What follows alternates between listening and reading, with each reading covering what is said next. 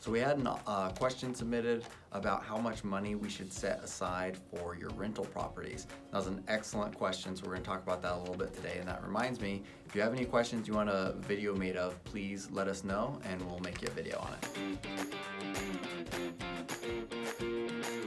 So as far as how much money you need to set aside for rental properties, there's several factors. One factor is how much money you're making from your other endeavors. So if you're making a lot of money and you have a lot of disposable income, then you don't need to have as much necessarily in repairs or reserves as you would if you don't have a lot of money to work with. When you've got rentals, you have to be prepared for vacancies, damage caused by tenants, a roof leak, furnace going. I kind of recommend having like 6 months reserved before buying a rental.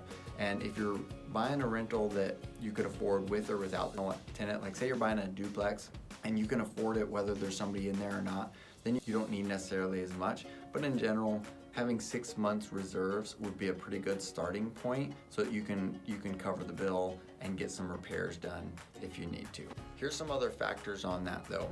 If you have one rental, you might need X amount, say $10,000, depending on what kind of rental it is. If you got $10,000 sitting in an account for repairs and vacancies and things like that, that might work pretty good. If you get a second rental, you don't necessarily need $20,000 because the chances of two major things going wrong with both of them aren't as good. So if you've got two rentals, maybe $18,000 instead of $20,000. And then if you have three, then maybe 24, 25,000. It's an economies of scale thing. The more rentals you have, the less you might need each, even though you should have more total. You don't need to have your $10,000 or whatever your comfort zone is depending on that property. You don't need to have that much for every property. So now when I buy another rental, since I have several, I don't really need to increase my emergency fund by as much as I did in the beginning. In the beginning, it's like, okay, I'm buying my second one, I'm gonna need another $8,000 or $10,000. Now it's like, it's not as important because the chances of something going wrong on 10 of my units at once is pretty unlikely.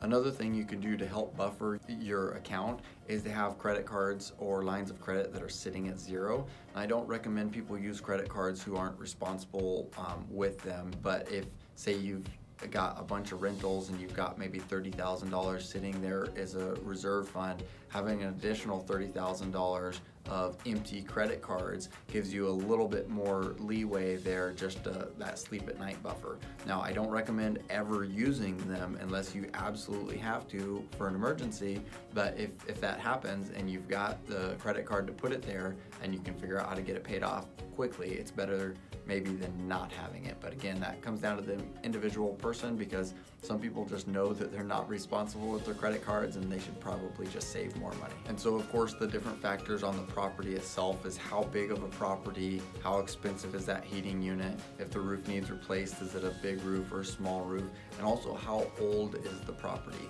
A brand new home, you shouldn't need as much repair budget, if it's under 10 years old, as if you're investing in properties that might be 30 or 40 years old. You can expect some bigger ticket items might be getting towards the end of their life. So all those things need to be taken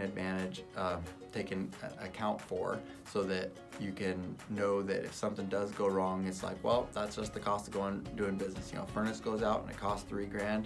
Well, you fix the furnace or replace it and you move on, and that's what that money was sitting there for. When you're calculating your property, when you're deciding to buy it in the beginning, you should be accounting for a certain amount of that repairs and upkeep. So it shouldn't be a big deal, shouldn't be a surprise, and it should be accounted for.